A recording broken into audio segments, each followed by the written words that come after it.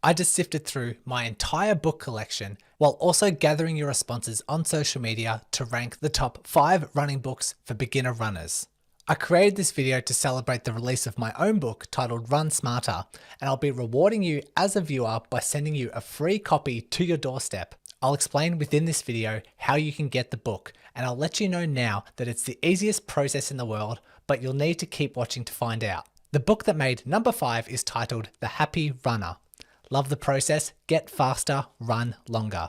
The authors are David and Megan Roach, who also host the Some Work All Play podcast. This book wasn't on my radar until it was suggested several times on social media.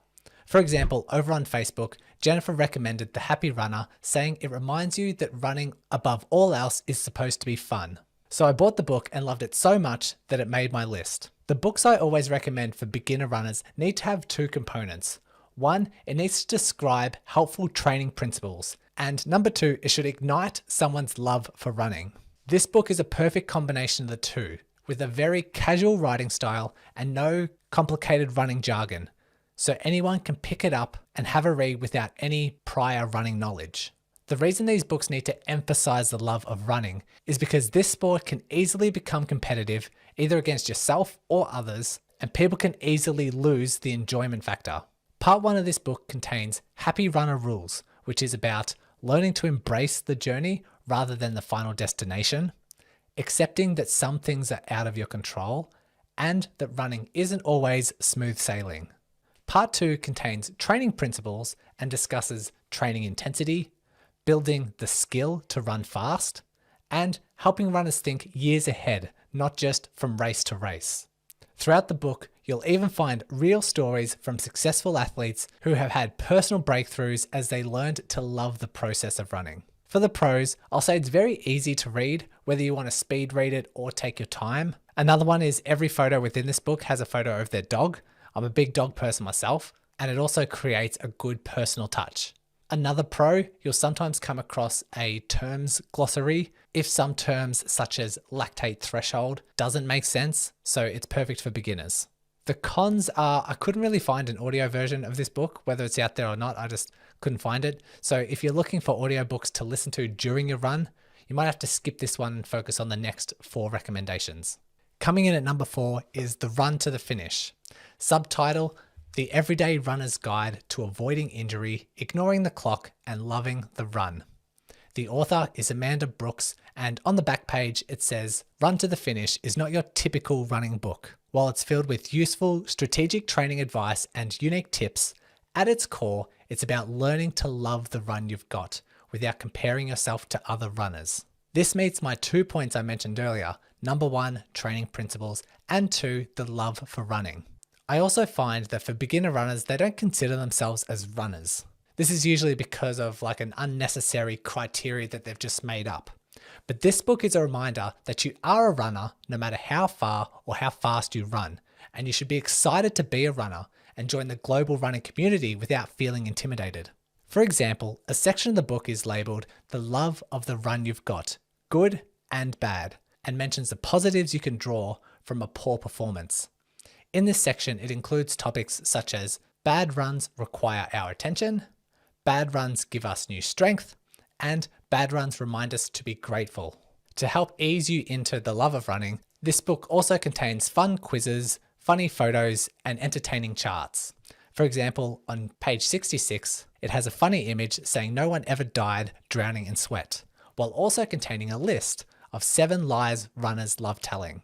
This book gives it a fun vibe and is very approachable for beginners. Also, the audiobook is 7 hours and 11 minutes long if you're looking to give it a listen. My pros are that it has a section dedicated to injuries, it's lighthearted, and it's also quite funny.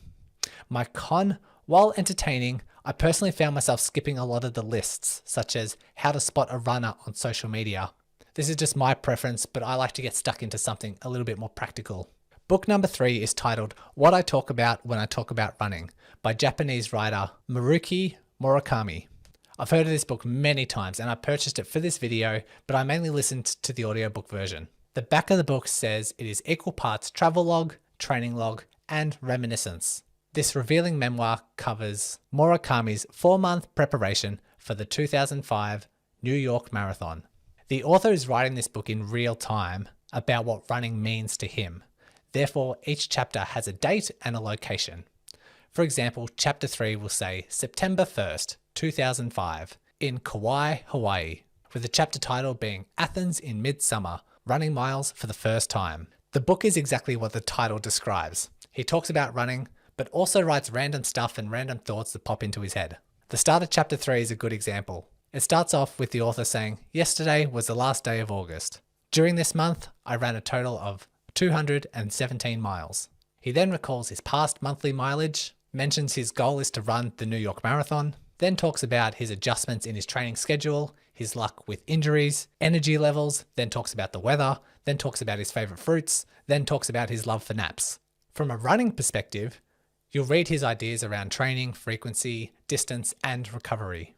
But Murakami also considers running a philosophy and uses it as a way to reflect on life and to use as a method of self-improvement in many life domains. You'll read life lessons and discover that running can be physically challenging, mentally challenging, rewarding, and enjoyable all at the same time. It also has a raw, honest element as the author reminds us that running isn't always a smooth, linear progression. Instead, has its ups and downs as you learn more about yourself. As Steve put it, this book speaks to the transformational impact running can have on a person. My pros are that this is a fantastic, light-hearted book with no prior knowledge of running required. Also, it's a great audiobook to escape into during a run.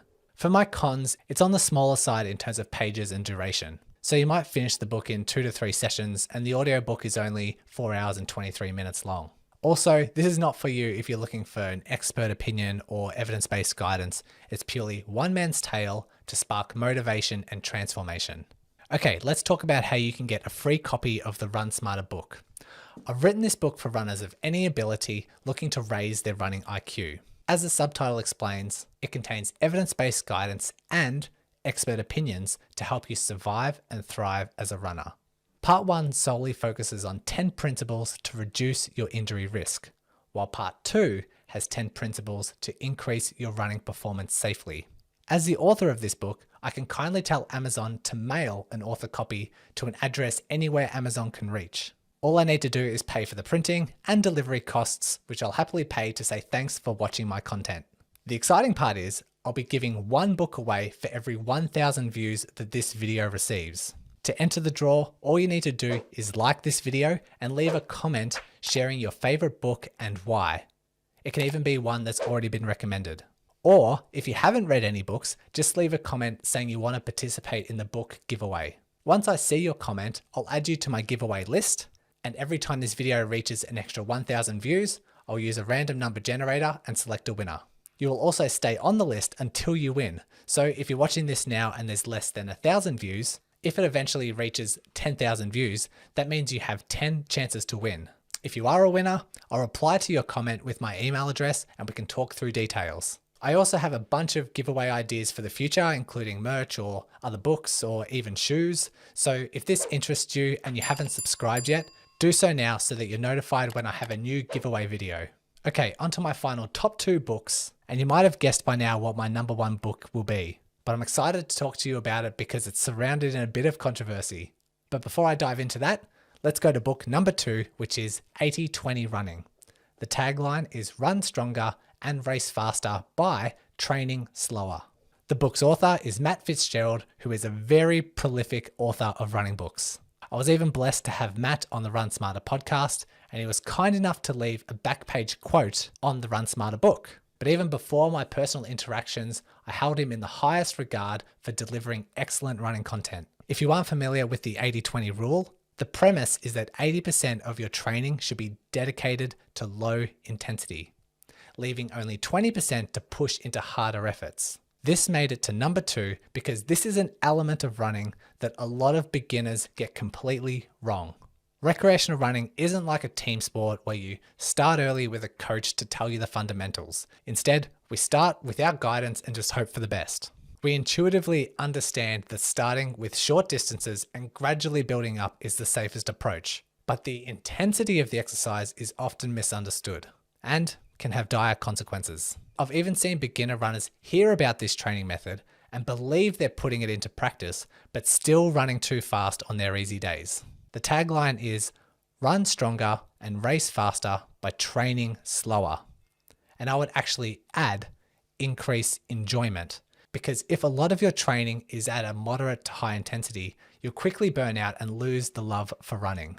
Some of the book chapters include how 80-20 running improves fitness, how 80-20 running improves skill, getting started with 80-20 running, and also 5K, 10K, half marathon and full marathon training plans.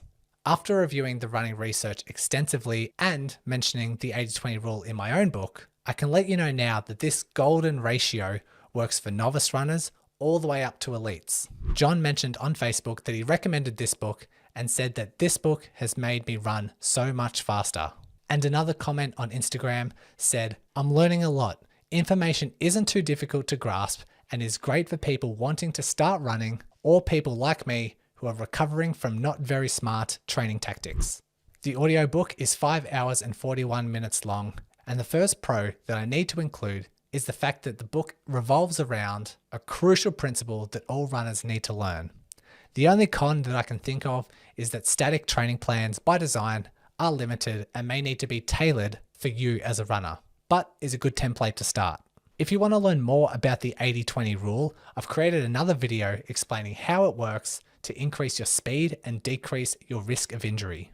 And finally, we have the #1 book for beginners, and that is Born to Run: A Hidden Tribe, Super Athletes, and the Greatest Race the World Has Ever Seen. Author Christopher McDougall is an award-winning journalist and avid runner, and takes his two passions on the road to research a hidden tribe called the Tarahumara Indians, after hearing rumors that they can run hundreds of miles without injury. This had to be #1 on my list. Like most of you, it was my first ever running book and really sparked my motivation and interest in the sport. The storyline is very compelling and is written in the same way as a gripping novel. Now, the controversy I mentioned earlier is that the overall narrative is promoting the barefoot running movement. It does this through evidence-based research and also speaks from an evolutionary standpoint.